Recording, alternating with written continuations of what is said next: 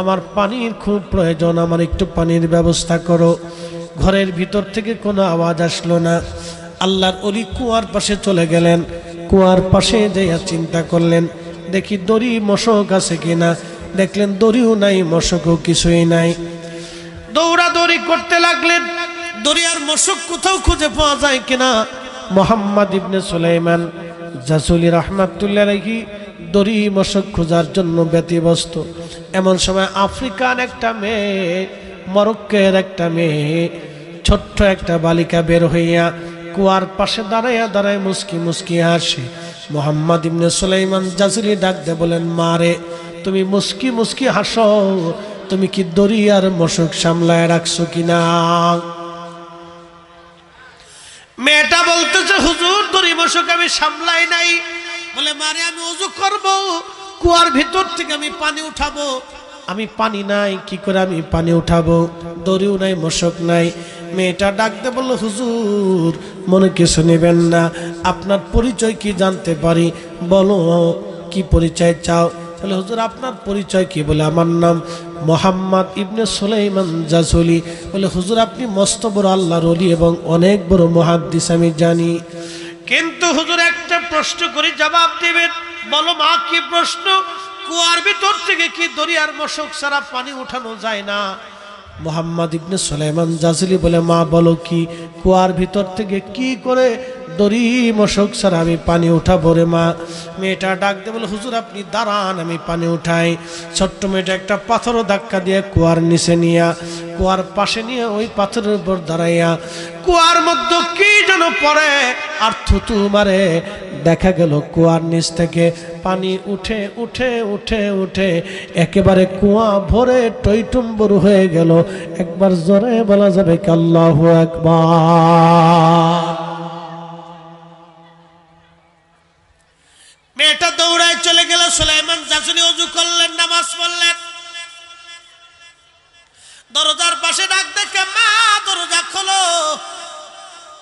বলবা কি, কোন আমলের বিনিময়ে আজ দরিয়ার মশক ছাড়া তুমি আমারে পানি উঠাইয়া নামাজ পড়াইলা রে মা? মেয়েটা ডাক দেখে, হুজুর চলে যান, দরজা খোলা নিষেধ। বলে, না মা তাড়াতাড়ি খোলো, না খুললে আমি যাব না। ওই আমলের সাহেবের দোহাই দিলাম রে মা, দরজা খোলো। মেয়েটা ডাক দেখে, হুজুর এমন একজন মহামানবের দোহাই দিয়েছেন, হুজুর দরজা না খুলে পারলাম না, তবে হুজুর বলা যাবে না। বলে, মা একটা বার বলো কোন আমল? বলে, হুজুর সেই আমলের নাম নবীর দুরুদ শরীফ। একবার জোরে বলা যাবে কি মারহাবা?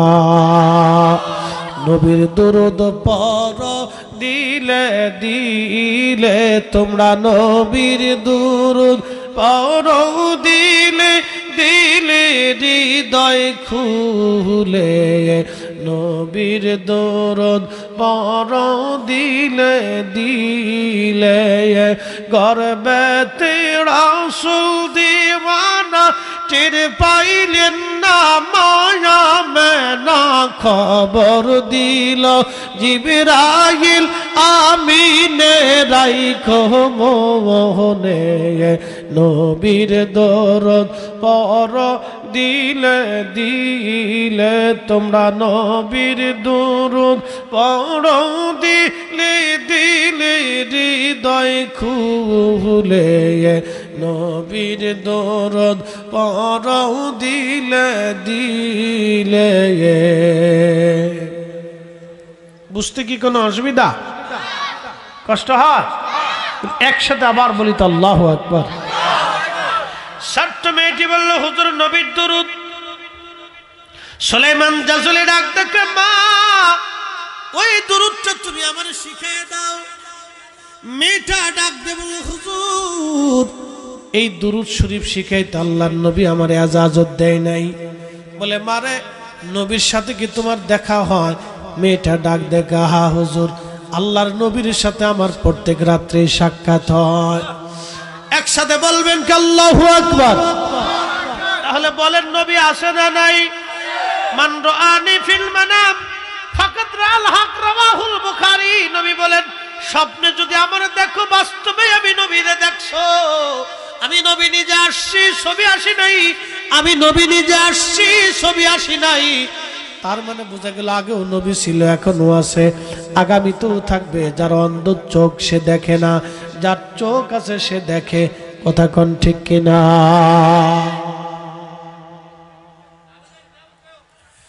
বলে মারে তোমার সাথে কি রাসূলের দিদার হয়? বলে হ্যাঁ হুজুর, প্রত্যেক রাত্রিবেলা হয়।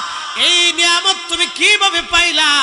মেয়েটা ডাক দেখা, হুজুর আমি আমার মার কোলে থেকে এই নিয়ামত হাসিল করেছি। বলে কিভাবে? বলে আমার মা প্রত্যেক দিন দুরূদ শরীফ পড়ে রাত্রিবেলা ঘুমায়। প্রত্যেক দিন ফজরের নামাজের পরে মা দুরূদ শরীফ পড়ে। আমার মার কোল থেকে আমি দুরূদ শিখছি। প্রত্যেক রাত্রিবেলা নবীর সাথে আমার দিদার হয়ে যায়। আমার আম্মা জানের সঙ্গে আমার রাসূলে করিমের দিদার হয়ে যায়। আমার দেশের নারীরা প্রত্যেক রাত্রিবেলা ইস্টার জলসার সবক দেয়। কথা কর না কে?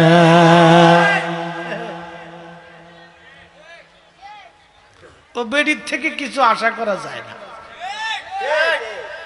এটার নাম মাকাল ফল। বাইরে সুন্দর দেখায়, ভিতরে কিচ্ছু না, বিড়ালের পায়খানার গন্ধ। কথা ক্লিয়ার না? ভেজাল আছে একবারে, ফান্দা গান্দা ফাসা, কিচ্ছু নেই ভিতরে। ও বাইরে থেকে শুধু মেকআপ মারতেছে। তা অজু নষ্ট হবে কি, মেকআপ নষ্ট হবে, এই ডরে অজুই করে না। ও ছাতা দিয়ে হবে কি, কিচ্ছু লাভ নাই। আল্লাহর নবীর আশিকে মেয়েটা ডাক দে, বলে হুজুর প্রত্যেক রাত্রিবেলা এশার নামাজের পরে আমি দুরূদ শরীফ পড়ে রাত্রিবেলা ঘুমাই। হুজুর এই দুরূদ শরীফ আমি আপনারা জানাইতে পারবো না। আরে সুলাইমান জাসিরি বলল, মা তাহলে দুরূদ শরীফ থেকে কি আমি বরকত শূন্য হবে? বলে হুজুর না, আপনি চেষ্টা করেন। উনি বের হয়ে গেলেন, তাম দুনিয়া ঘুরে ঘুরে ঘুরে ঘুরে আমার নবীর তিনি 500 দুরূদ শরীফ তিনি জোগাড় করে কিতাব লিখলেন, দালাইলুল খায়রাত। কিতাবখানে এনে বললেন, মা এই দুরূদ দেখো, তোমার নবীর দেওয়া দুরূদ আছে কিনা। মেয়েটা বলল, হুজুর আপনি ভাগ্যবান, দুরূদ আছে। সুলাইমান জাসিলি বললেন, মা নিচে দাগায় দাও। মেয়েটা বলল, হুজুর দাগায় দেওয়া যাবে না, এটা আল্লাহর নবীর নিষেধ। বলে মারে তাহলে এই দুরূদ থেকে কি আমি বঞ্চিত হব? বলে না, প্রত্যেক দিন আপনি এই দুরূদ একবার করে খতম দিবেন। আরো জোরে বলেন। পুরুষ বাবাজিরা মনে কিছু নিবেন না, দুরূদ তো পড়বেন না, পড়বেন খালি বিড়ি। ঠিক আসতে কইলেন কি? এখন বেডিগের সাথেছি, বেডিরা বেজার হয়েছে। আপনাকে বলে উচিত কথা বলার পরে চুপচাপ রয়ে গেলেন, কারণ কি? দুরূদ তো পড়বেন না, খালি বিড়ি পড়বেন। ওটা ফাইলি তো রুশ থাকে না, বেহুশ হয়ে যান একবার। একটা জিগেই কতটি লাগে? হুজুর 60টা লাগে। খান আপনি, জিন না মানুষ, বোঝা মুশকিল।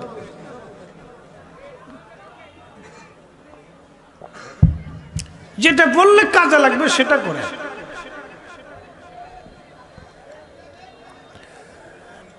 পীর কাশেমপুর থেকে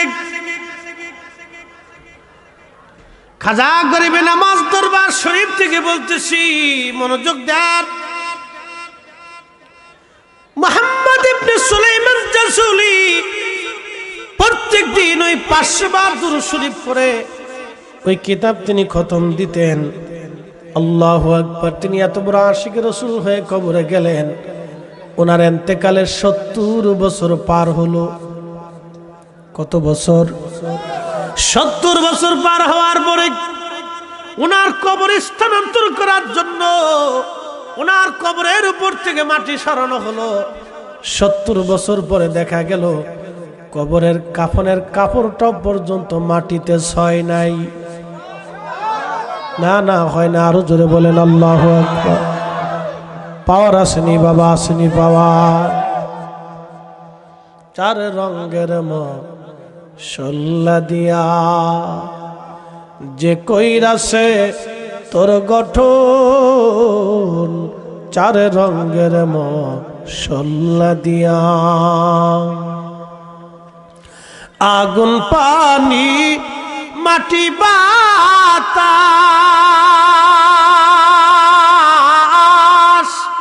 একই যোগে করিয়া প্রকাশ। আগুন পানি মাটি বাতাস একই যোগে করিয়া প্রকাশ।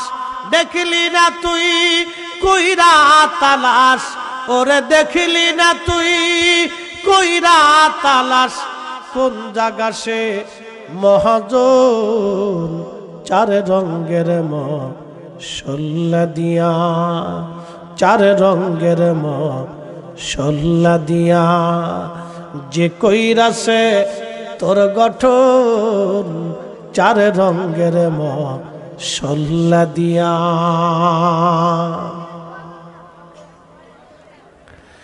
70 বছর পরে মাটির মন্তর যেরকম ওই রকম দেহ পচে না, মাটিতে খায় না, পুকায় ছয় না, কাপড়ের কাপড় পচে না। 70 বছর পরেও ওনার ত্বক নষ্ট হয় নাই, চেহারার লাবণ্যতা নষ্ট হয় নাই, ঠোঁট শুকায় যায় নাই, চোখের বুরু পড়ে যায় নাই, চোখ তখনও জিন্দা, পাতাগুলি নষ্ট হয় নাই, একটা দাড়িও খসে পড়ে যায় নাই, শরীরে গন্ধ আসে নাই। আল্লাহু আকবার।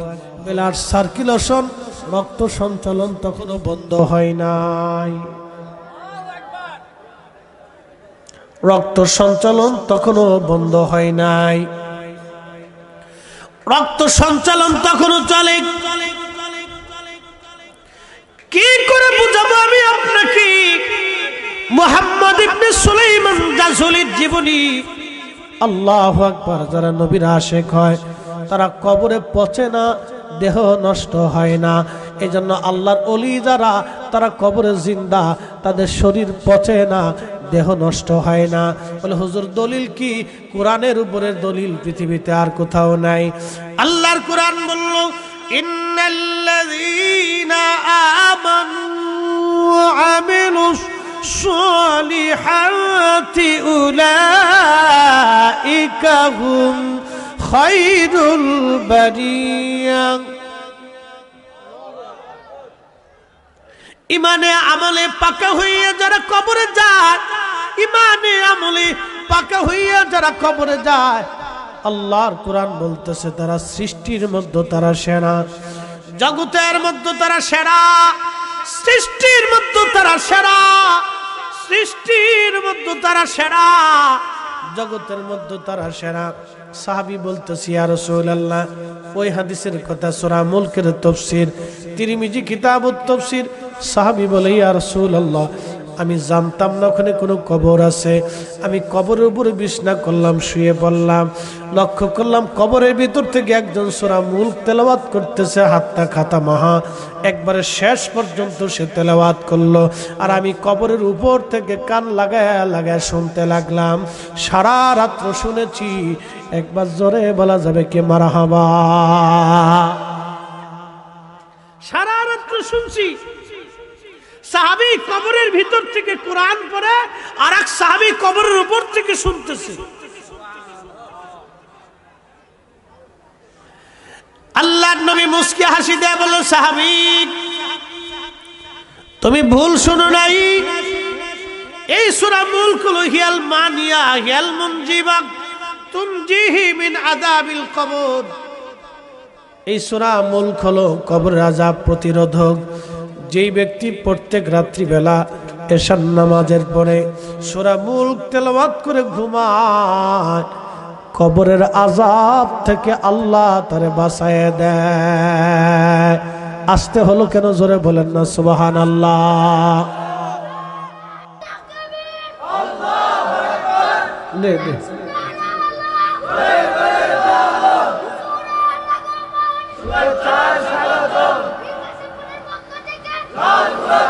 এসে বল।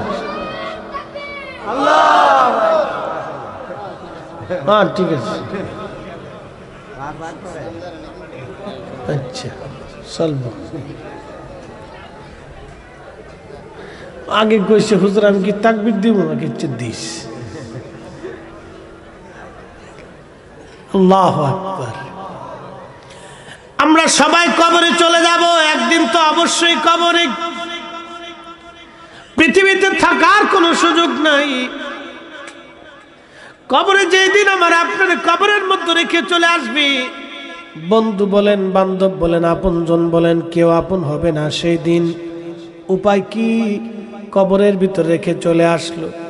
কবরে রেখে চলে আসার পরে আমাদের গুনার কারণে আযাবের ফেরেশতা কবরে আসতে চাবে, মাথার দিক থেকে ফেরেশতা আসতে চাবে। ওই সূরা মুলক মাথার কাছে যে দাঁড়ায় থাকবে, একবার জোরে বলা যাবে কি সুবহানাল্লাহ। একদিন মাটির ভিতরে হবে ঘরে, মন আমার কেন বান্ধ দালান ঘর, মন আমার কেন বান্ধ দালান ঘর। সূরা মুলক মাথার কাছে দাঁড়াবে, আযাবের ফেরেশতারা মাথার দিক থেকে আসতে চাবে। সূরা মুলক ডাক দেবে, ফেরেশতারা কোথায় যাও তোমরা? ফেরেশতারা ডাক দেবে, ও সূরা মুলক, আমরা এই আল্লাহর বান্দাকে আযাব দেওয়ার জন্য রওনা হইছি, সে গুনাহগার, আমরা তার আযাব দিব। সূরা মুলক ডাক দিয়ে বলবে, ফেরেশতারা, আই আল্লাহর বান্দা প্রত্যেক রাত্রিবেলা এশার নামাজ পড়ে আমারে তেলাওয়াত করত, আমি তার কবরের মাথার কাছে দাঁড়ায় রইলাম, আমি থাকতে তোরা আসতে পারবা না, আমি তোমাদেরকে ঢুকতে দেব না। একবার জোরে বলা যাবে কি মারহাবা। সূরার নাম কি? জোরে বলেন। সূরা মুলকের তাফসীরে কিতাবুত তাফসীর তিরমিজির ভিতর হাদিস আসছে। তাফসীর আবু হাতিম, তাফসীর তাবারি, তাফসীর ইবনে কাসির, তাফসীর মাআলিমুত তানজিল, তাফসীর বাগাবী, তাফসীর খাজিন, তাফসীর মাজাহারি, পৃথিবীর দামি দামি তাফসীরের কিতাবের মধ্যে হাদিসগুলি টেনে আনা হয়েছে। এই সূরা মুলক মাথার কাছে দাঁড়ায় থাকবে, ফেরেশতারা তোমরা চলে যাও, প্রত্যেক রাত্রিবেলা সে আমার তেলাওয়াত করেছিল, আজকে তোমরা ঢুকতে পারবা না। ফেরেশতারা মাথার দিক থেকে ঘুরিয়া আপনার আমার পায়ের দিক থেকে, কবরের পায়ের দিক থেকে ঢুকতে যাবে। সূরা মুলক পায়ের সামনে দাঁড়ায় বলবে, ফেরেশতারা কোথায় যাও? একসাথে বলবেন আল্লাহু আকবার। ফেরেশতারা বলবে, সূরা মুলক এই বান্দার কবরে আযাব দেওয়ার জন্য যাচ্ছি। সূরা মুলক ডাক দিয়ে বলবে, ফেরেশতারা রে, এই বান্দা প্রত্যেক দিন রাত্রিবেলা আশার নামাজের পরে আমার তেলাওয়াত করত, অতএব আমি যতক্ষণ থাকব তোমাদেরকে এই কবরে ঢুকতে দিব না। ভাই বন্ধু আপনজনা সঙ্গে তোমার কেউ যাবে না রে, ও তোর খালি হাতি একা পথে, ও তোর খালি হাতি একা পথে যাইতে হবে মন বেরি, দেখ না মন ঝাঁক মারিয়ে দুনিয়াদারি।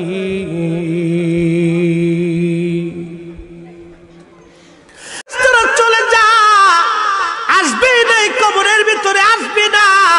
প্রত্যেক রাত্রিবেলা সে আমার তেলাওয়াত করছে, আমি ঢুকতে দেব না তোমাদেরকে।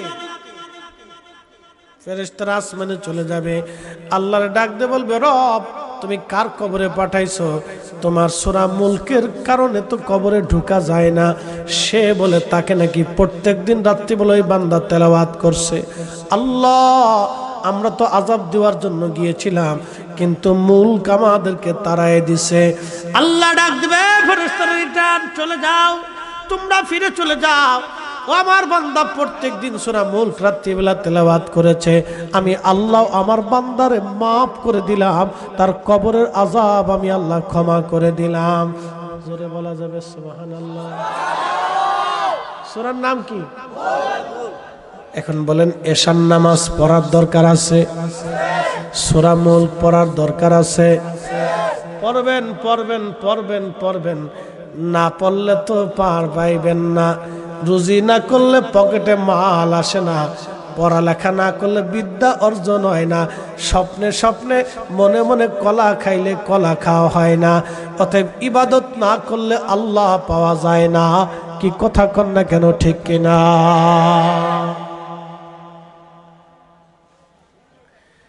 তার মানে হাদিসগুলি থেকে বুঝলাম আল্লাহর পেয়ারা মেহবুব ওলি যারা কবরের ভিতরে তারা জিন্দা, তাদের দেহ পচে না, মাটিতে খায় না, তারা এই রূহের জগতে আলমে বরজাখের কবরের জগতে আল্লাহ তাদেরকে 70 গুণ মর্যাদা দিয়া সম্মানিত বানায় রাখে।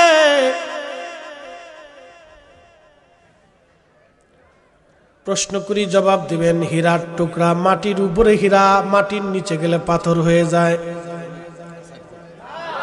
জোরে বলেন। স্বর্ণের টুকরা মাটির উপরে স্বর্ণ থাকে, মাটির নিচে নিলে ইট হয়ে যায়। স্বর্ণ মাটির উপরেও স্বর্ণ, হীরা মাটির উপরেও হীরা, মাটির নিচেও হেরা, স্বর্ণ মাটির নিচেও হেরা। শাহজালাল ইয়ামানি মাটির উপরেও শাহজালাল, মাটির নিচেও শাহজালাল। খাজা বাবা আজমিরি মাটির উপরেও ওলি, মাটির নিচেও ওলি। কথা কন না কেন, ঠিক না বেঠে? আমরা তাদেরকে মহব্বত করব, ভালোবাসবো, তাদের পথে মতে আল্লাহ আমাদের চলার তৌফিক দিক। সকলে আওয়াজ তুলে বলেন আমিন। আল্লাহুম্মা সাল্লি আলা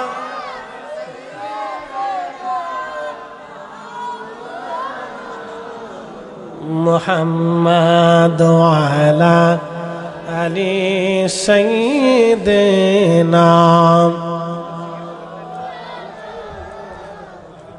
একটু জবান খুলে ইসমে জাতের জিকির করব। জিকির করলে দিল তাজা হয়, দিল জিন্দা হয়। গুনাহ করে করে দিলের মধ্যে ময়লা পড়ে, ময়লাগুলি জিকিরের কারণে নষ্ট হয়ে যায়, দূর হয়ে যায়, ময়লা সাফ হয়ে যায়। পানির ভিতর দিয়ে সাবান দিয়ে কাপড় যেমন খাসা মারলে ময়লা কাপড় থেকে ছুটে ছুটে চলে যায়, বান্দা জিকিরের ধাক্কা দিলে কাল থেকে ময়লা ছুটে ছুটে চলে যায়। একসাথে জবান করে জিকির করেন, আল্লাহ আল্লাহ আল্লাহ আল্লাহ আল্লাহ।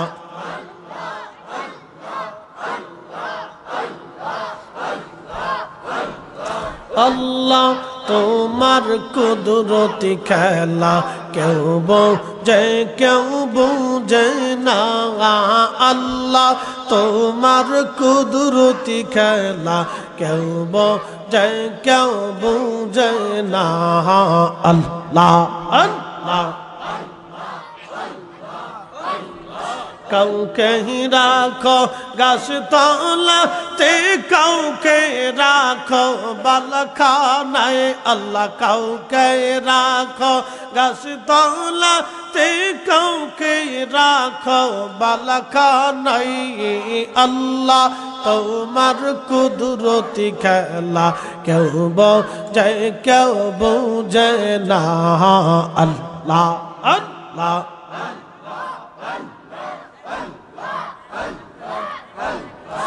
ইব্রাহিম তোমার নবী ছিল, নমরুদের আগুনে ফেললো। ইব্রাহিম তোমার নবী ছিল, নমরুদের আগুনে ফেললো। আগুন হইল ফুলবাগি সাপসম কানে পড়ল না। আল্লাহ আগুন হইল ফুলবাগি সাপসম কানে পড়ল না। আল্লাহ তোমার কুদরতি খেলা কেউ বোঝে কেউ বুঝে না। আল্লাহ আল্লাহ। কাউকে রাখো গাছ তলাতে, কাউকে রাখো বালখানায়। আল্লাহ কাউকে রাখো, কাউকে রাখো বালখানায়। আল্লাহ তোমার কুদরতি খেলা কেউ বোঝে কেউ বুঝে না। আল্লাহ আল্লাহ আল্লাহ।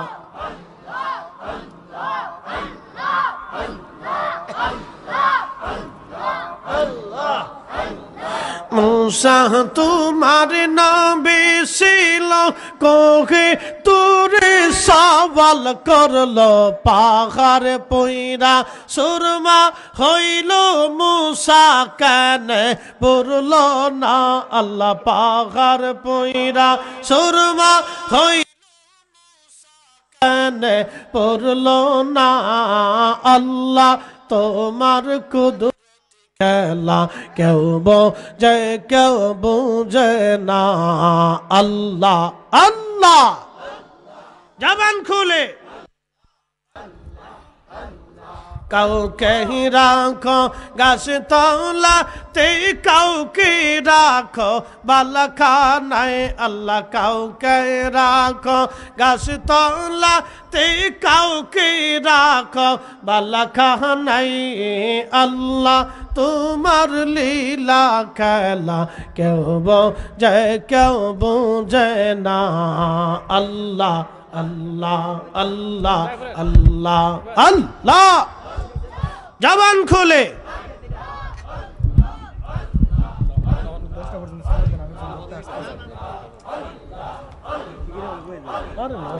দশটা লাইক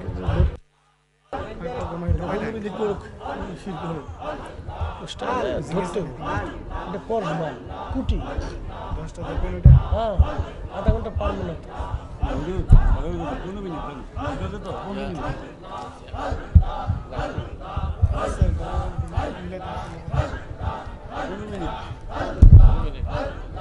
ইউনুস তোমার নবী ছিল মাসে তারে গিলে ফেলল ইউনুস তোমার নবী ছিল মাসে তারে গিলে ফেলল মাছের পেটে রইলেন ইউনুস হজম কেন হইল না আল্লাহ তোমার লীলা খেলা কেউ বোঝে না আল্লাহ আল্লাহ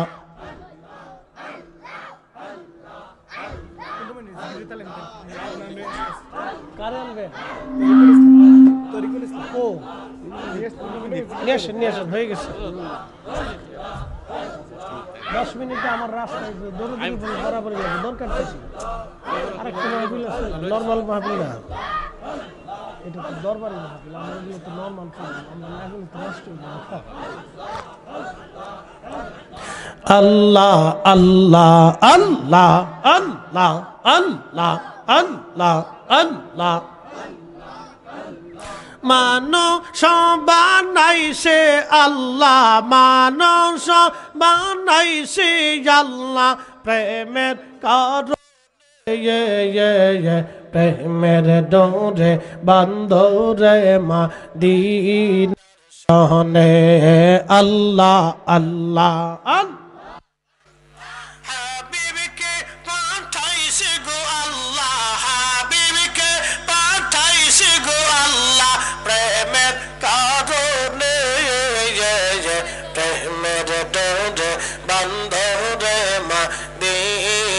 শহরে আল্লাহ আল্লাহ আল্লাহ আল্লাহ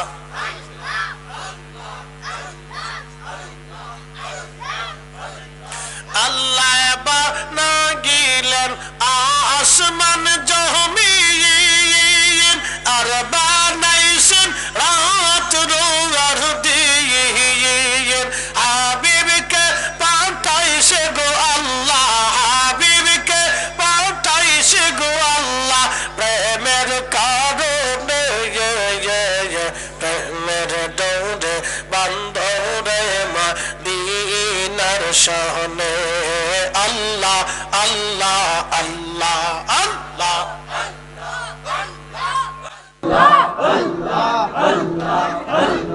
মানুষ বানাইছে গো আল্লাহ হাবিবকে পাঠাইছে গো আল্লাহ প্রেমের কারণে প্রেমের ডোরে বান্ধরে মুর্শিদের শহরে আল্লাহ আল্লাহ আল্লাহ আল্লাহ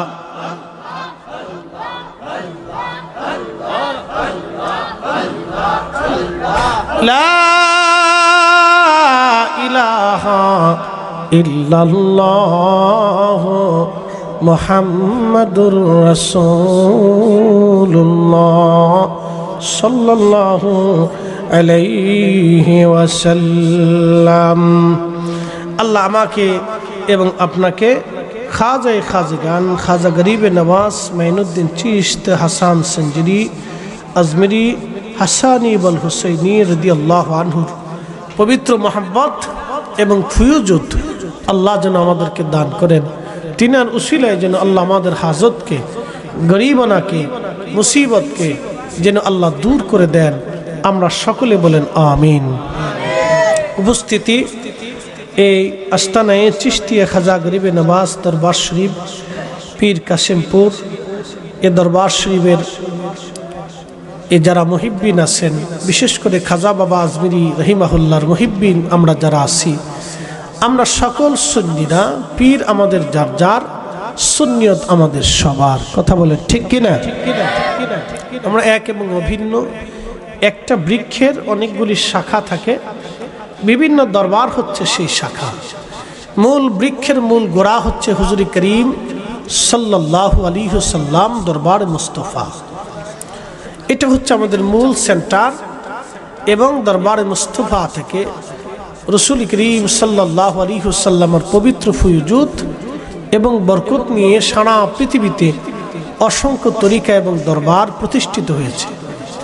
প্রত্যেক দরবারের সাজ্জানে দিশিন পীর মাশায়েখ যারা আছেন এবং দরবার শরীফের যারা মুহিব্বিন আছেন, তারা এই দরবারকে কেন্দ্র করে মূলত দ্বীন ও মিল্লাতের খেদমত আঞ্জাম দিয়ে থাকেন। আমরা যেন দরবার, মাদ্রাসা, মসজিদ এইভাবে সকলেই আমরা যেন দ্বীন ও মিল্লাতের সত্য ইসলামের খেদমত যেন আমরা আঞ্জাম দিতে পারি।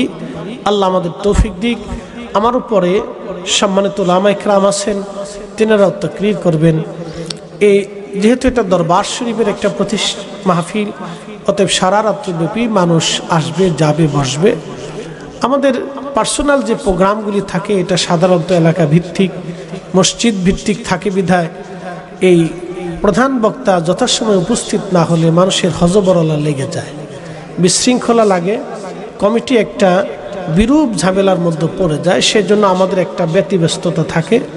সেই জন্য আমি আন্তরিকভাবে দুঃখিত যে আমি লম্বা টাইম সময় দেওয়ার মতো সুযোগ এবছরে আমি নাই। ইউসুফ ভাইকে আমি বলছিলাম যে আমার সুযোগ কম, বলছে আসেন ইনশাল্লাহ হাজিরা দেন। তো যাক আলহামদুলিল্লাহ, আল্লাহ আসার তৌফিক দিয়েছেন। তাদের এই সৌন্দর্য খুব সুন্দর দেখে আমার কাছে খুব ভালো লাগছে এবং এই সৌন্দর্য দেখেও আমার কাছে খুব ভালো লাগছে।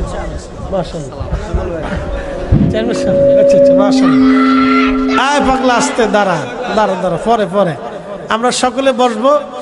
আমাদের সম্মানিত উলামা ইকরামের তাকরীর আমরা ইনশাআল্লাহ শুনবো। আসসালামু আলাইকুম ওয়া রাহমাতুল্লাহি ওয়া বারাকাতুহু।